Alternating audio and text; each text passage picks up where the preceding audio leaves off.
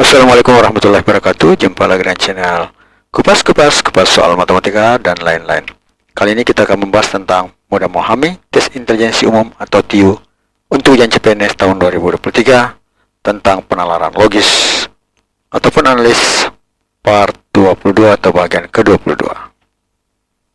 Nomor 1. Televisi Y menayangkan program andalan, yaitu komedi dan sinetron. Pemirsa televisi banyak menonton tayangan komedi. A. Televisi Y banyak tinggal oleh pemirsa. B. Tayangan sinetron banyak ditonton oleh pemirsa. Ingin informasi terbaru? Silahkan di-subscribe. C. Tayangan komedi tidak banyak ditonton oleh pemirsa televisi Y.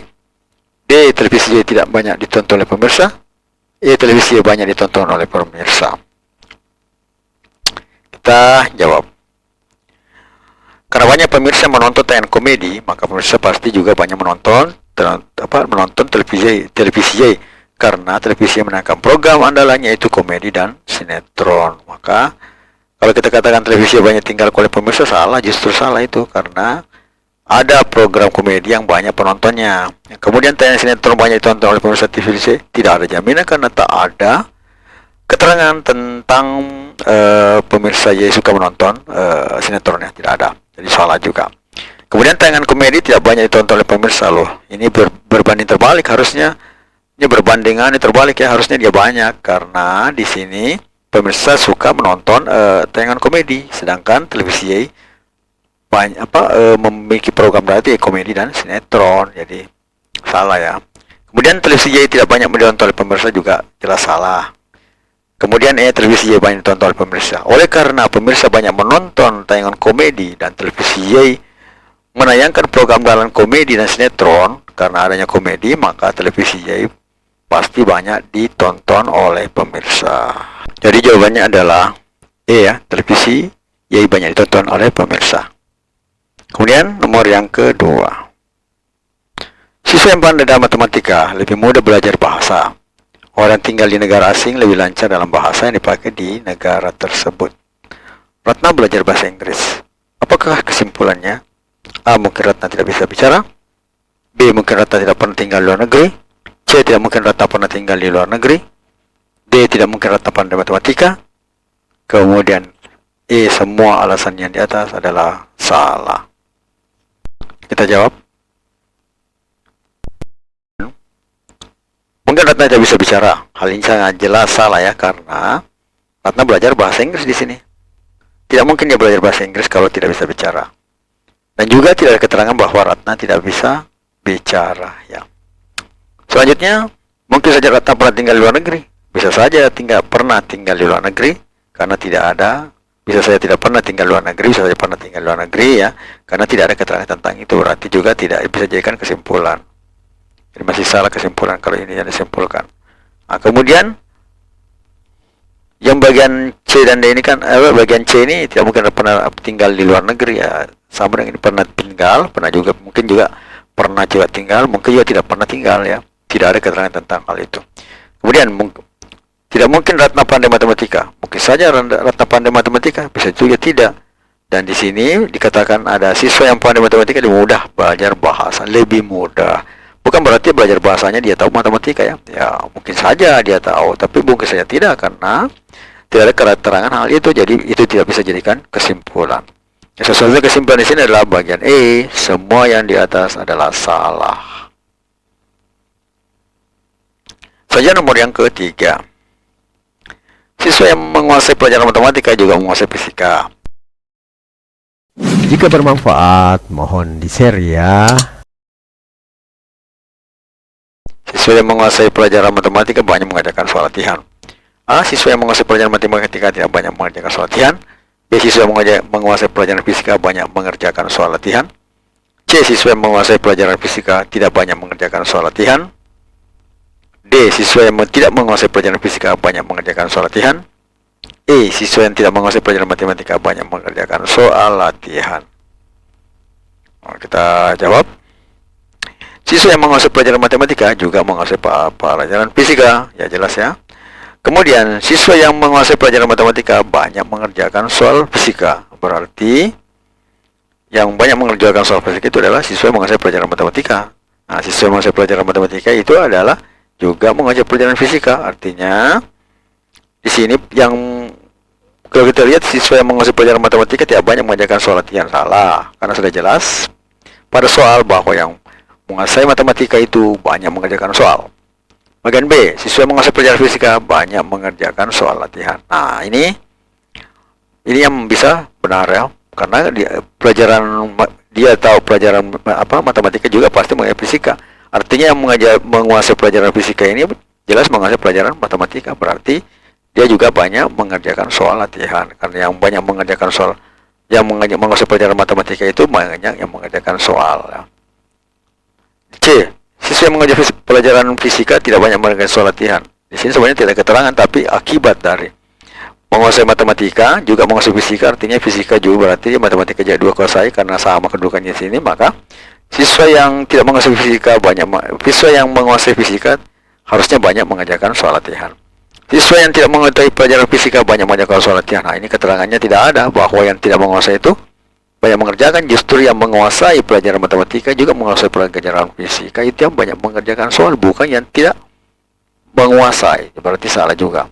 Bagian ini, siswa yang tidak menguasai pelajaran matematika banyak mengerjakan soal latihan. Nah, itu sudah berbalik, tidak sama dengan siswa yang menguasai. Keterangan di sini siswa yang menguasai pelajaran matematika juga menguasai banyak mengerjakan soal latihan. Berarti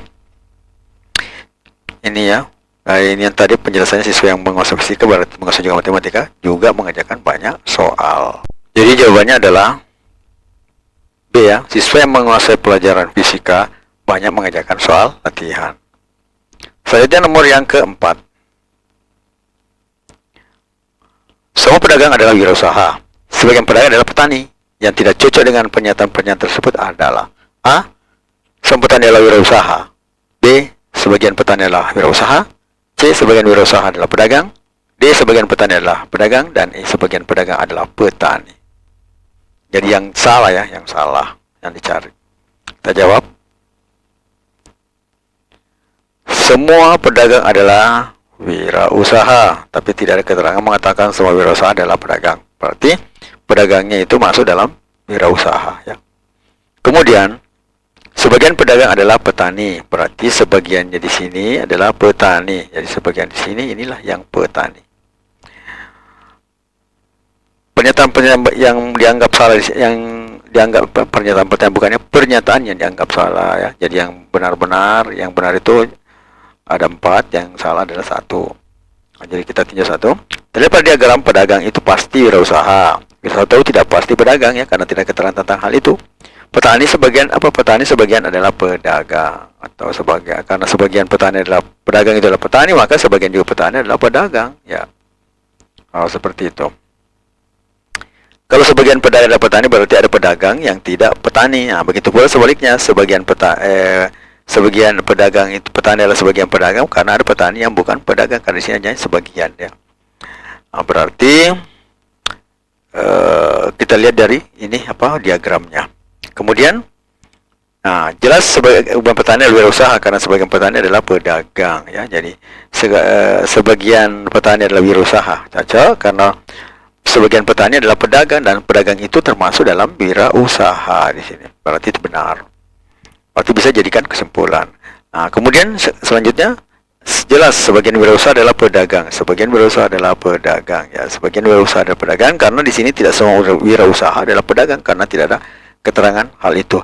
Yang hanya keterangan yang ada adalah semua pedagang adalah wirausaha. Tapi tidak semua wirausaha disebut pedagang. Artinya apa? Sebagian wirausaha adalah pedagang ya, begitu maksudnya, sebagian wirausaha adalah pedagang. Bagian D-nya, jelas sebagian petani adalah pedagang. Sudah ada penjelasan dalam solusi. Sebagian pedagang adalah petani, berarti juga akibatnya petani itu juga adalah pedagang. Sebagian petani adalah pedagang. Ya, di sini sebagiannya petani adalah juga termasuk pedagang ya. Kemudian sebagian jelas sebagian pedagang adalah petani ya. Sudah jelas di sini. Sebagian pedagang adalah petani. Maka yang tidak benar di sini adalah bagian A. Semua petani adalah wirausaha, salah, karena cuma sebagian petani adalah pedagang. Nah, sedangkan wirausaha pedagang itu adalah bagian dari wirausaha. Karena sebagian maka harusnya sebagian pedagang adalah petani, yaitu jadi di sini yang salah, semua petani adalah wirausaha. Ya. Selanjutnya nomor yang kelima. Suka dengan videonya? Like dong. Semua karyawan berdasi, sebagian karyawan berjas. Jadi A. Sebagian karyawan bersepatu, B. Sebagian karyawan berdasi dan bersepatu, C. Sebagian karyawan berdasi, D. Sebagian karyawan berdasi dan berjas, E. Semua karyawan bersepatu tapi tidak berjas. Kita jawab, ya. Jadi semua karyawan itu pasti dia dalam berdasi, ya.